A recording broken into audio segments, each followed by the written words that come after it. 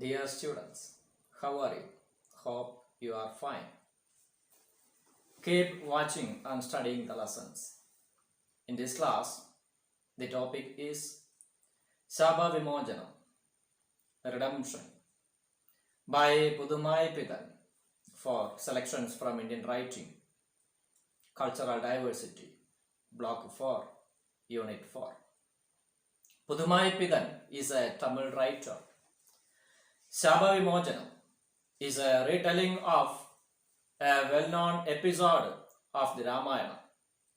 The story of Ahilya, cursed by her husband, Rishi Gautama, for submitting to Lord Indra's sexual desires when he appeared in the guise of Gautama, and her redemption by young Rama is a well-known episode of the Ramayana. Early narratives portray Ahilya as consciously making the decision to accept Indra's wishes, having seen through his disguise as Gautama, but later retelling absolves her from guilt and describes her as having been forced to submit to Indra's demands. Who is Ahilya? Rishi Gautama's wife. She looked so beautiful even to attract Indra. Who is an Indra? King of gods. Who cursed Ahilya? Her husband Gautama. Why? Because having seen Ahilya's submission to Indra, Gautama became furious and cursed them. What was a curse for Ahilya? He cursed her to turn to a stone. രാമായണത്തിലെ ഒരു episode, അതിൻ്റെ ഒരു റീടെല്ലിംഗ് ആണ് പുതുമായി പിതൻ എന്ന എഴുത്തുകാരൻ ഇവിടെ ശാപവിമോചനം, redemption എന്ന പേരിൽ എഴുതിയിട്ടുള്ളത്. അത് അഹില്യയുടെ കഥയാണ്. ഹിന്ദു മിത്തോളജിയിലെ രാമായണത്തിലെ ഒരു കഥാപാത്രമാണ് അഹില്യ. അഹില്യയുടെ ഭർത്താവാണ് ഋഷി വര്യനായിരുന്ന ഗൗതമ. ഒരിക്കൽ അദ്ദേഹം ദേവന്മാരുടെ രാജാവായ ഇന്ദ്രൻ അഹില്യയെ ലൈംഗികമായ ആഗ്രഹങ്ങൾക്ക് പ്രലോഭിപ്പിക്കുകയും ഒക്കെ ചെയ്യുന്നത് ഗൗതമ കണ്ടു. അതിൽ അദ്ദേഹം കുപിതനായി ഇന്ദ്രനെയും അഹില്യയെയും ശപിക്കുകയാണ്. അഹില്യയെ ശപിച്ചത് ഒരു ശിലയായി തീരട്ടെ, ഒരു കല്ലായി തീരട്ടെ എന്നാണ്. ആദ്യകാല വിവരണങ്ങളിൽ, മിത്തോളജിയിൽ അഹില്യയെ പറ്റി പറയുന്നത് അഹില്യ ബോധപൂർവം ഇന്ദ്രന്റെ ഇംഗിതങ്ങൾക്ക് വഴങ്ങിക്കൊടുത്തു എന്നാണ്. അതിൽ അഹില്യയ്ക്ക് പങ്കുണ്ടായിരുന്നു, മനസ്സറിവുണ്ടായിരുന്നു എന്നാണ് പറയുന്നത്. എന്നാൽ പിന്നീട് ഇതിൻ്റെ റീടെല്ലിംഗ് വന്നപ്പോൾ ആധുനിക എഴുത്തുകാർ പലരും ഇങ്ങനെയല്ല അഹില്യയെ പറ്റി പറയുന്നത്. Ahilya is purified by offering hospitality to Rama. Puranic tales describe her as being turned to stone and brought back to life by the touch of Rama's foot. Modern writers often tell the story from Ahilya's perspective. While she is a minor character in all ancient tales, modern South Indian writers suggest that she is no longer an insignificant character. Pudumaipithan assumes that Ahilya is innocent and a victim of Indra's trickery. രാമന് സീത ഇവർക്ക് ആതിഥ്യം അരുളുന്നതിലൂടെ അഹില്യയുടെ മനസ്സ് വിശുദ്ധമായി തീർന്നു. പുരാണ കഥകളില് അവൾ ഒരു കല്ലായി തീർന്നു. വീണ്ടും രാമപാദസ്പർശമേറ്റ് അവൾക്ക് ജീവൻ വെച്ചു സാധാരണ ഒരു മനുഷ്യ സ്ത്രീയായി തീർന്നു എന്ന് പുരാണ കഥകൾ പറയുന്നു. എന്നാൽ മോഡേൺ റൈറ്റേഴ്സ് അഹില്യയുടെ കണ്ണുകളിലൂടെയാണ് ഈ സംഭവങ്ങളെ, ഈ കഥകളെ കാണുന്നത്. ഏൻഷ്യന്റ് ടൈൽ, പുരാതന കഥകളില്, ആദ്യകാല പുരാണത്തില്, പ്രാചീന പുരാണത്തിൽ അഹല്യയെ യാതൊരു പ്രാധാന്യവുമില്ലാത്ത ഒരു കഥാപാത്രമായിട്ടാണ് കണക്കാക്കിയിരിക്കുന്നത്. എന്നാൽ ആധുനിക രാമായണത്തിൽ, ആധുനിക കഥകളിൽ, ആധുനിക പുരാണത്തിൽ അഹല്യ വളരെ ശക്തമായ ഒരു കഥാപാത്രമാണ്. പുതുമൈപ്പിതന്റെ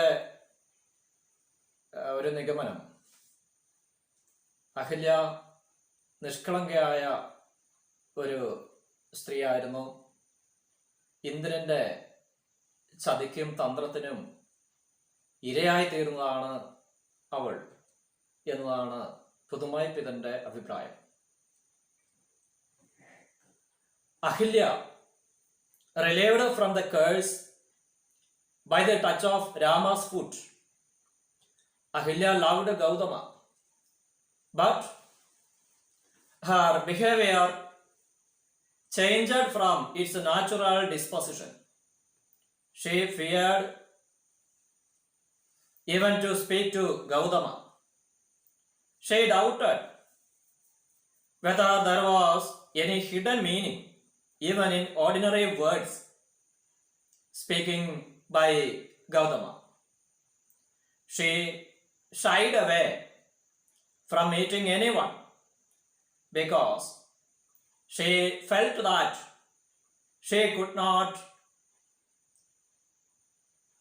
do so with a pure heart. What is it that greatly troubles both Ahilya and Gautama after her redemption from the curse? Why does Ahilya shy away from meeting people? I shall read once again. Ahilya, relieved from the curse by the touch of Rama's foot. ശ്രീരാമന്റെ പാദസ്പർശമേറ്റ അഹില്യ ശാപത്തിൽ നിന്ന് മോചിതയായി അവൾ ഒരു സാധാരണ സ്ത്രീയായി തീർന്നു. അതിനുശേഷം അഹില്യ തന്റെ ഭർത്താവ് ഗൗതമനെ സ്നേഹിച്ച് സ്നേഹമുള്ള ഒരു ഭാര്യയായി ജീവിച്ചു. എന്നാൽ അവളുടെ പെരുമാറ്റത്തിൽ വളരെ കാര്യമായ മാറ്റമുണ്ടായി. അവളുടെ പെരുമാറ്റത്തിലും മനോഭാവങ്ങളിലുമെല്ലാം അവൾക്ക് എപ്പോഴും ഒരു സംശയമായിരുന്നു, ഭയമായിരുന്നു. മറ്റുള്ളവരോട് സംസാരിക്കാനൊക്കെ ഭയമായിരുന്നു. വളരെ കുറച്ച് വാക്കുകൾ മാത്രം ഉപയോഗിച്ചു. സ്വന്തം ഭർത്താവിനോട് പോലും അവൾക്ക് സംസാരിക്കാൻ ഒരു മടി, ഭയാശങ്ക ഉണ്ടായിരുന്നു. അദ്ദേഹം പറയുന്ന സാധാരണ വാക്കുകൾ പോലും അതിനെന്തെങ്കിലും ഒളിഞ്ഞിരിക്കുന്ന അർത്ഥങ്ങൾ, ഹിഡൻ മീനിങ് ആ വാക്കുകൾക്കുണ്ടോ എന്ന് അവൾ സംശയിച്ചു പോയി.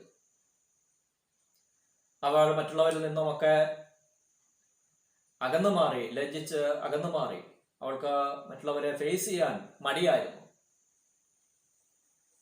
കാരണം അവൾ ചിന്തിച്ചത് അവൾക്ക് എങ്ങനെയൊന്നും ചെയ്യാൻ കഴിയില്ല. കാരണം അവളുടെ ഹൃദയം പരിശുദ്ധമല്ല. അതുകൊണ്ട് അവൾക്ക് അതൊന്നും കഴിയില്ല എന്നുള്ള ഒരു feeling അവൾക്കുണ്ടായിരുന്നു.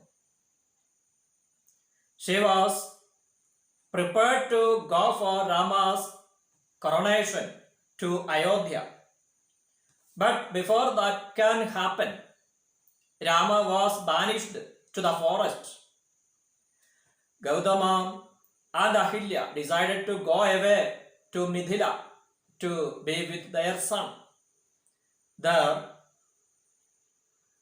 one day,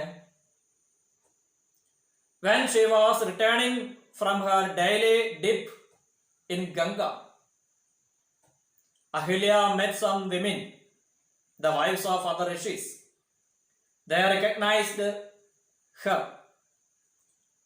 and flinched from her presence as though she were an outcast. This incident agonized her. The two then set out on a long pilgrimage, returning only when 14 years have passed to await the return of Rama and Sita from the forest.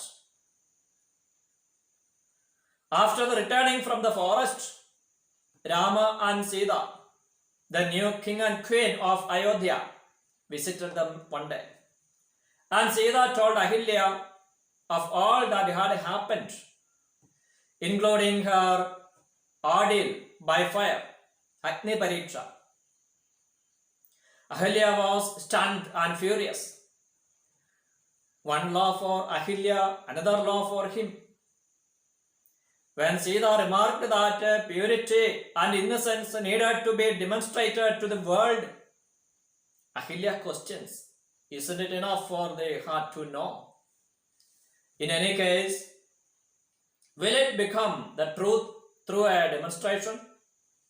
She fears that whatever happened between her and Indra never reached her heart because her heart always belonged to Gautama and could not be sullied by another's touch.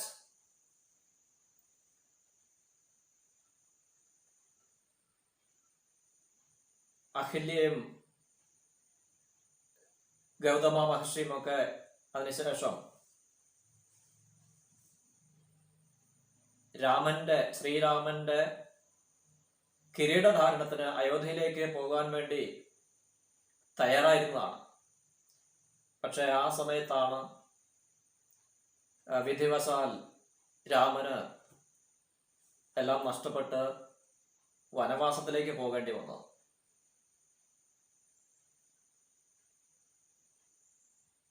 ഏതാണ്ട് 14 വർഷക്കാലമാണ് അവർ വനവാസത്തിന് പോകാൻ വിധിക്കപ്പെട്ടത്. അതുകൊണ്ട് ഗൗതമനും അഹില്യയും മിഥിലയിലേക്ക് പോകാൻ തീരുമാനിച്ചു. അവിടെയായിരുന്നു അവരുടെ മകൻ അപ്പോൾ ഉണ്ടായിരുന്നത്.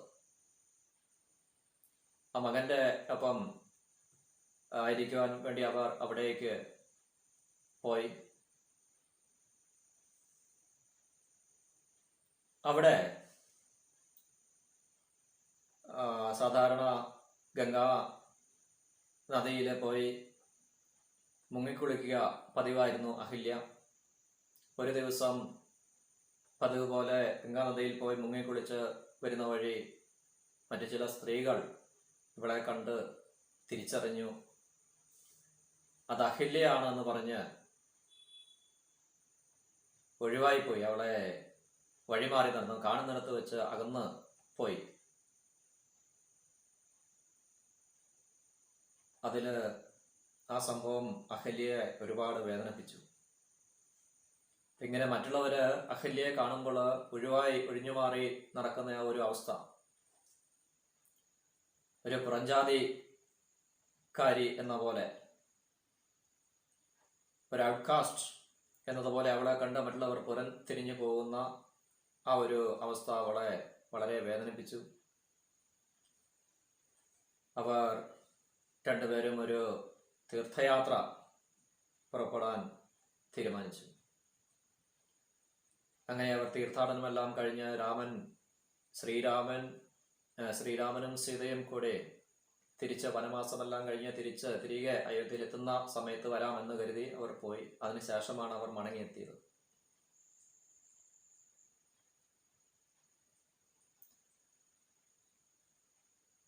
അപ്പോൾ അവർ മടങ്ങിയെത്തി.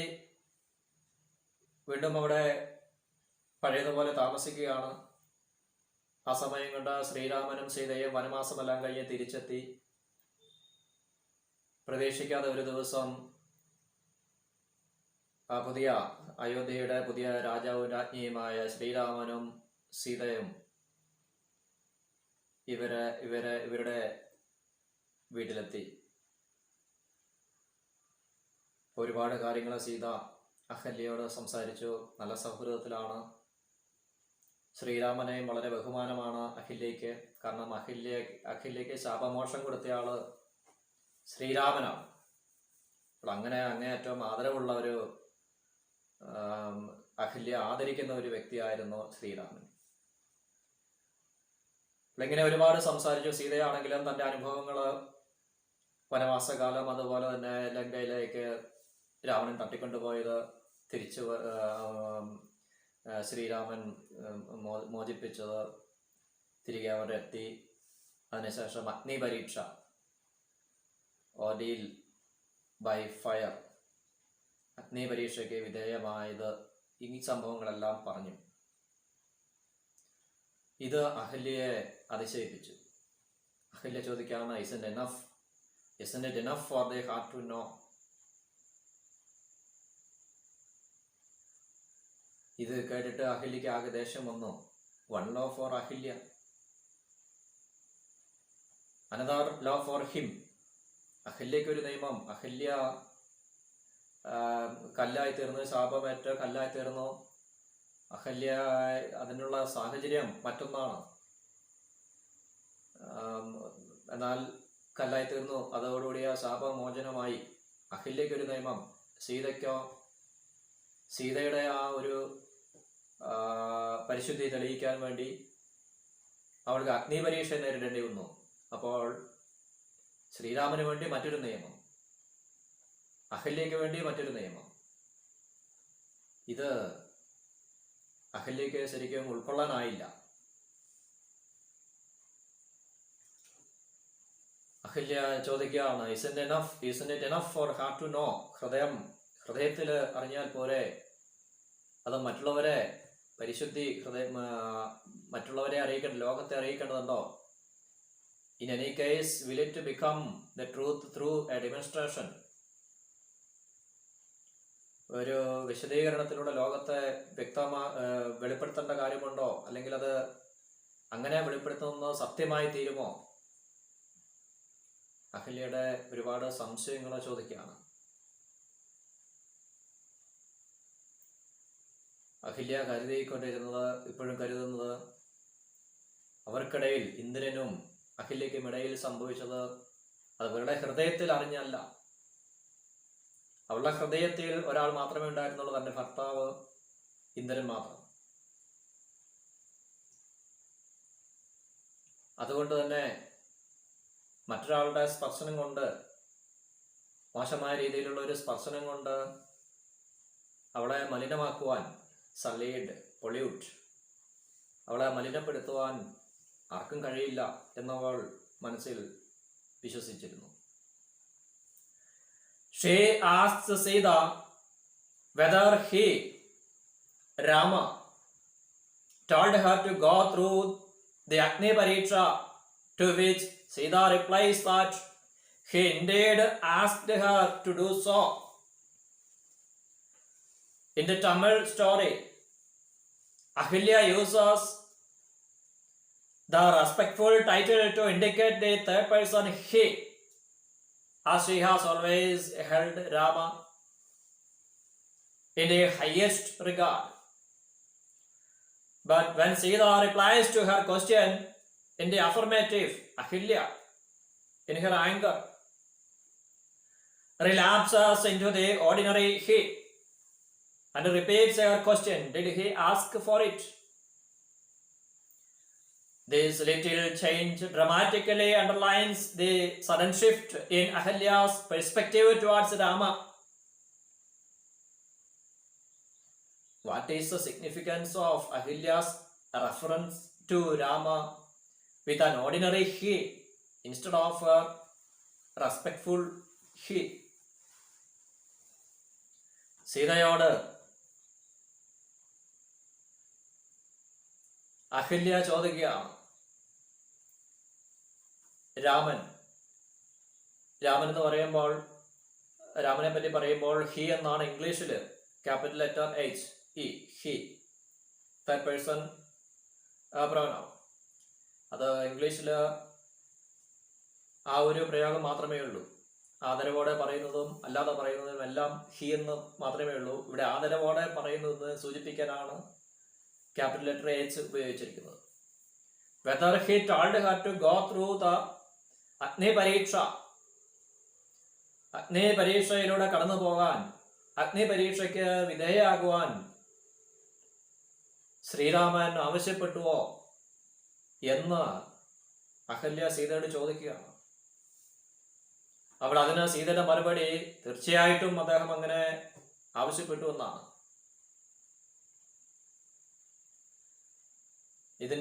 തമിഴിൽ എഴുതുമ്പോൾ, തമിഴ് കഥയിൽ അദ്ദേഹം അല്ലെങ്കിൽ ഹി എന്നതിന് തമിഴിൽ ഉള്ളത് ഒരു ബഹുമാന സൂചകമായിട്ടുള്ള ഒരു ടൈറ്റിൽ ആണ് ഉപയോഗിക്കുന്നത്. അപ്പോൾ ആദ്യം ചോദിച്ചപ്പോൾ വളരെ ബഹുമാനത്തോടെയാണ് ശ്രീരാമൻ എന്ന വ്യക്തിയെ ഇവർ പരാമർശിക്കുന്നത്. അപ്പോൾ സീത പറയുകയാണ്, യെസ്, ശ്രീരാമൻ അങ്ങനെ ആവശ്യപ്പെട്ടു, അഗ്നി പരീക്ഷയ്ക്ക് വിധേയയാകുവാൻ ശ്രീരാമൻ ആവശ്യപ്പെട്ടു എന്ന് സീത മറുപടി പറയുമ്പോൾ ശ്രീരാമന്റെ പറ്റി ഇവൾ കരുതിയിരുന്ന മനസ്സിലെ വിഗ്രഹം തകർന്നു പോവുകയാണ്. ഇങ്ങനെയൊന്നും ആയിരുന്നില്ല ശ്രീരാമനെ പറ്റി കരുതിയിരുന്നത്. അപ്പോൾ അവളുടെ ആ ഒരു സങ്കല്പം അവിടെ തകരുകയാണ്. പിന്നീട് അഹല്യ കോപത്തോടെയാണ് പെരുമാറുന്നത്, സംസാരിക്കുന്നത്. ഹി എന്ന സാധാരണ രീതിയിൽ എങ്ങനെ ഒരു വ്യക്തിയെ, ഒരു സാധാരണ മനുഷ്യനെ എങ്ങനെ സംബോധന ചെയ്യുന്നു അതുപോലെ തന്നെയാണ്. ആദ്യം ഉപയോഗിച്ച ആ ടൈറ്റിൽ, ആ ബഹുമാന സൂചക പദം ഇവിടെ അവൾ ഉപയോഗിക്കുന്നില്ല. വീണ്ടും സീതയോട് അഹല്യ ചോദിക്കുകയാണ്, did he ask for it? അവിടെ ഹി എന്ന വാക്കിന് പകരമുള്ളത്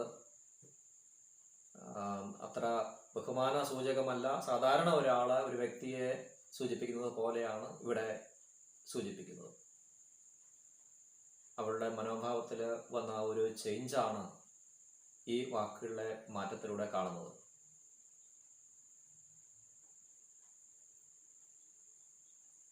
അഹല്യയുടെ, രാമനെ കുറിച്ചുള്ള അഹല്യയുടെ കാഴ്ചപ്പാടുകളിൽ വന്ന മാറ്റമാണ് ഇത് കാണുന്നത്. When Gautama enters the hut after the royal guests have left, he finds Ahilya in a daze. Once again, the whole drama of Indra was playing in her mind. Gautama embraced her. To her, it seemed to be Indra who came in the guise of Gautama. Her heart congealed to stone. Lying trapped in Gautama's hands was a stone statue. Ahilya turned into a stone again. The Ahilya in the Tamil story emerges as a strong woman who, outraged over her deeply venerated Rama's insistence of an Agni Pariksha for Sita, willingly turns to stone again, rejecting her redemption and by implication Rama's divinity as well. What do you think of Ahilya's voluntary turning back into stone?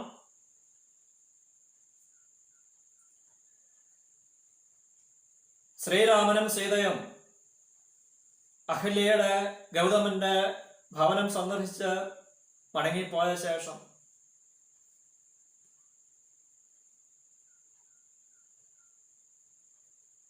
Gauthaman അപ്പോൾ അവിടെ ഉണ്ടായിരുന്നില്ല. അദ്ദേഹം വീട്ടിലെത്തിയപ്പോൾ, തിരികെ വീട്ടിൽ മടങ്ങിയെത്തിയപ്പോൾ കാണുന്നത് അഹല്യ വളരെ അമ്പരന്ന് നിൽക്കുന്ന ഒരവസ്ഥയിലാണ്. അപ്പോൾ അഹല്യയുടെ മനസ്സിലൂടെ നേരത്തെ നടന്ന ഒരു ഡ്രാമ, ഇന്ദ്രന്റെ ഒരു ആൾമാറാട്ടം, ഇന്ദ്രൻ വന്നത് ഇന്ദ്രൻ അഹല്യയുടെ സമീപം എത്തിയത്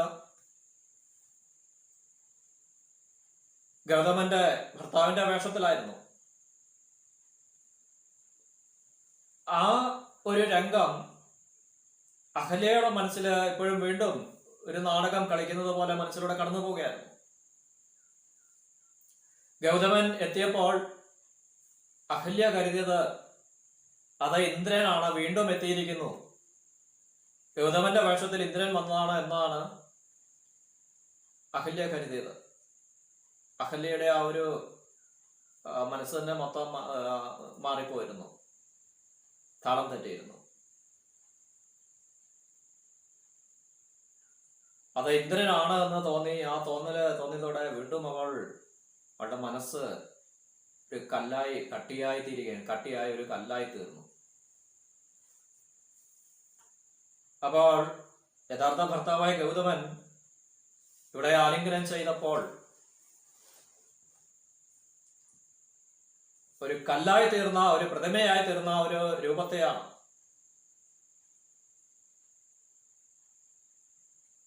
Like trapped in Gautama's hands was a stone statue. Ahilya turned into stone again. വീണ്ടും ഒരു ശിലയായി തീർന്നു. The Ahilya in the Tamil story emerges as a strong woman who, outraged over her deeply venerated Rama's insistence of an Agni Parisha for Sita, willingly turns to stone again, rejecting her redemption and by implication Rama's divinity as well. Tamil കഥയിൽ, അതായത് പുതുമായി പിതാൻ എഴുതിയ ആ റീടെല്ലിംഗ് സ്റ്റോറിയിൽ അഹല്യ വളരെ ശക്തയായ ഒരു സ്ത്രീയാണ്, ഒരു സ്ത്രീ കഥാപാത്രമാണ്. സീതയോട് അഗ്നിപരീക്ഷയ്ക്ക് വിധേയയാകുവാൻ നിർബന്ധം പിടിച്ച ആ ശ്രീരാമൻ, അവൾ വളരെയധികം ബഹുമാനിച്ചിരുന്ന ആ ശ്രീരാമന്റെ ഈ പെരുമാറ്റത്തിൽ അവൾ ദേഷ്യപ്പെടുകയാണ്, പൊട്ടിത്തെറിക്കുകയാണ്. അങ്ങനെ ഒരു അഹല്യയാണ് പുതുമായി പിതാൻ അവതരിപ്പിച്ചിരിക്കുന്നത്. അങ്ങനെ ആ ഒരു കോപത്തോടുകൂടി, ശ്രീരാമനോടുള്ള ദേഷ്യത്തോടു കൂടി തന്നെ ശ്രീരാമന്റെ ആ ഒരു ഔദാര്യം കൊണ്ടുള്ള ശാപവിമോചനം തനിക്ക് വേണ്ട എന്ന് പറഞ്ഞ്, അത് ഒരു തരത്തില് ശ്രീരാമനോടുള്ള ശ്രീരാമന്റെ ഡിവിനിറ്റി, അതിനെ ഇവൾ തള്ളിപ്പറയുകയാണ്. അങ്ങനെ ഇവൾ പഴയതുപോലെ ഒരു ശിലയായി തന്നെ തീരുകയാണ്. In Saba Vimojanam, Pudumai Pidan brings Ahilya to life and casts her in a feminist mold, questioning and protesting against social norms that are biased against women. Saba Vimojanathil പുതുമായി പിതാൻ അഹല്യയെ ഒരു ജീവനുള്ള ഒരു കഥാപാത്രമായി കൊണ്ടുവരികയും അവളെ ഒരു ഫെമിനിസ്റ്റ് അച്ചിൽ ഒരുക്കി വാർക്കുകയും ചെയ്യുകയാണ്. അത് സ്ത്രീകൾക്ക് എതിരായി ഉള്ള സാമൂഹ്യ നിയമങ്ങൾ, സോഷ്യൽ നോംസ്, സോഷ്യൽ റൂൾസ്, അതിനെതിരെ പ്രതിഷേധിച്ചുകൊണ്ട്, അതിനെ ചോദ്യം ചെയ്തുകൊണ്ട് ഈ അഹല്യ എന്ന കഥാപാത്രത്തെ ഒരു ഫെമിനിസ്റ്റ് കാഴ്ചപ്പാടിലൂടെ ഉരുക്കി വാർത്ത ഒരു കഥാപാത്രത്തെ സൃഷ്ടിച്ചിരിക്കുകയാണ് പുതുമായി പിതാൻ ഇവിടെ ചെയ്യുന്നത്. Have a nice day. God bless you. Thank you.